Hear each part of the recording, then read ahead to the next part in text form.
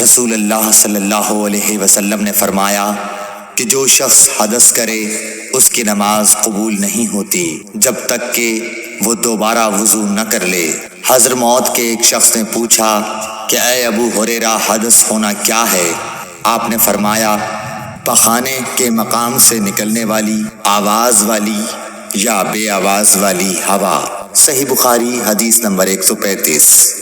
رسول اللہ صلی اللہ علیہ وآلہ وسلم نے فرمایا کہ میری امت کے لوگ وضو کے نشانات کی وجہ سے قیامت کے دن سفید پیشانی اور سفید ہاتھ پاؤں والوں کی شکل میں بلائے جائیں گے، تو تم میں سے جو کوئی اپنی چمک بڑھانا چاہتا ہے تو وہ بڑھا لے، یعنی وضو اچھی طرح کر لے۔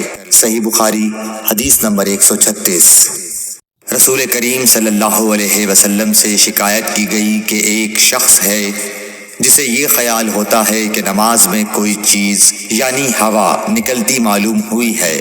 آپ صلی اللہ علیہ وسلم نے فرمایا کہ نماز سے نہ پھرے یا نہ مڑے جب تک آواز نہ سنے یا بو نہ پائے۔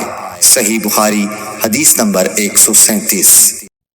نبی کریم صلی اللہ علیہ وسلم سوئے یہاں تک کہ آپ خراٹے لینے لگے، پھر آپ نے نماز پڑھی، اور کبھی راوی نے یوں کہا کہ آپ صلی اللہ علیہ وسلم لیٹ گئے پھر خراٹے لینے لگے، پھر آپ صلی اللہ علیہ وسلم کھڑے ہوئے، اس کے بعد نماز پڑھی۔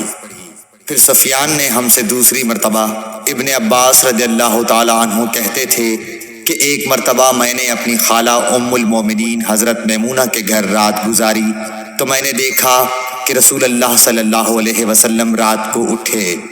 جب تھوڑی رات باقی رہ گئی تو آپ صلی اللہ علیہ وسلم نے اٹھ کر ایک لٹکے ہوئے مشکیزے سے ہلکا سا وضو کیا۔ عمرو اس کا ہلکا پن اور معمولی ہونا بیان کرتے تھے، اور آپ کھڑے ہو کر نماز پڑھنے لگے تو میں نے بھی اسی طرح وضو کیا جس طرح آپ صلی اللہ علیہ وسلم نے کیا تھا، پھر آ کر آپ کے بائیں طرف کھڑا ہو گیا۔ اور کبھی سفیان نے ان یسارہ کے بجائے ان شمالہ کا لفظ کہا، مطلب دونوں کا ایک ہی ہے۔ پھر آپ صلی اللہ علیہ وسلم نے مجھے پھیر لیا اور اپنی داہنی جانب کر لیا، پھر نماز پڑھی جس قدر اللہ کو منظور تھا، پھر آپ لیٹ گئے اور سو گئے حتیٰ کہ خراٹوں کی آواز آنے لگی۔ پھر آپ کی خدمت میں مؤذن حاضر ہوا اور اس نے آپ کو نماز کی اطلاع دی۔ آپ صلی اللہ علیہ وسلم اس کے ساتھ نماز کے لیے تشریف لے گئے، پھر آپ نے نماز پڑھی اور وضو نہیں کیا۔ سفیان کہتے ہیں کہ ہم نے عمروں سے کہا، کچھ لوگ کہتے ہیں کہ رسول اللہ صلی اللہ علیہ وسلم کی آنکھیں سوتی تھیں، دل نہیں سوتا تھا۔ عمروں نے کہا میں نے عبید بن عمیر سے سنا، وہ کہتے تھے کہ انبیاء علیہ السلام کے خواب بھی وہی ہوتے ہیں۔ پھر قرآن کی یہ آیت پڑھی، میں خواب میں دیکھتا ہوں کہ میں تجھے ذبح کر رہا ہوں۔ صحیح بخاری حدیث نمبر 138۔ رسول اللہ صلی اللہ علیہ وسلم میدان عرفات سے واپس ہوئے، جب گھاٹی میں پہنچے تو آپ اتر گئے۔ آپ نے پہلے پیشاب کیا، پھر وضو کیا اور خوب اچھی طرح نہیں کیا۔ تب میں نے کہا یا رسول اللہ، نماز کا وقت آ گیا۔ آپ صلی اللہ علیہ وسلم نے فرمایا نماز آگے ہے، یعنی مزدلفہ چل کر پڑھیں گے۔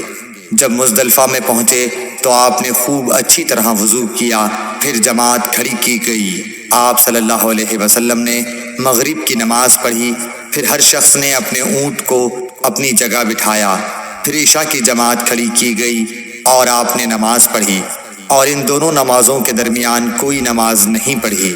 صحیح بخاری حدیث نمبر 139۔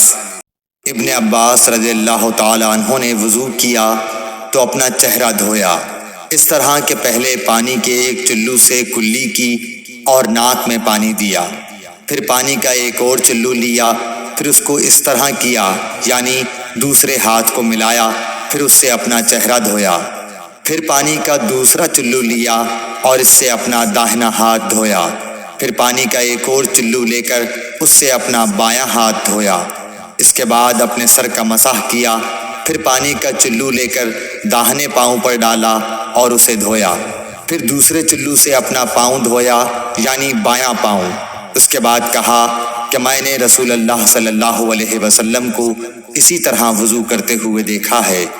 صحیح بخاری حدیث نمبر 140۔